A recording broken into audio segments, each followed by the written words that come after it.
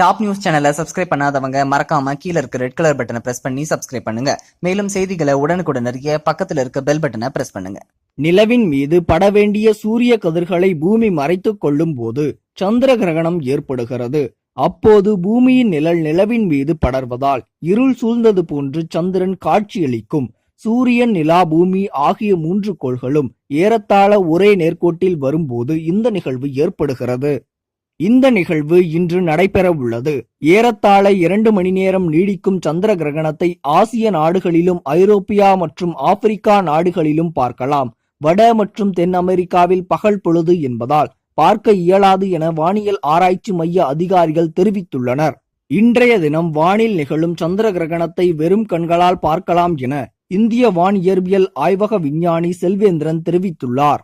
சர்வதேச நேரப்படி இன்றிரவு 9:52 நிலவின் மீது பூமியின் நிழல் விழத் தொடங்குகிறது.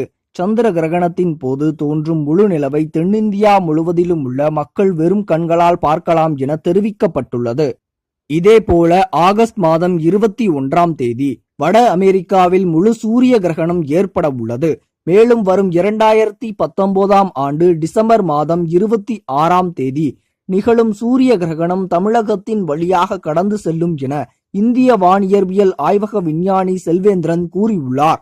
டிசம்பர் 26ஆம் தேதி தோன்றும் முழு சூரிய கிரகணமானது தென் தமிழக நகர்களான கோவை, திருப்பூர், திண்டுக்கல், மதுரை, விருதுநகர் மற்றும் ராமநாதபுரம் வழியாக கடக்கிறது என்று அவர் தெரிவித்துள்ளார்.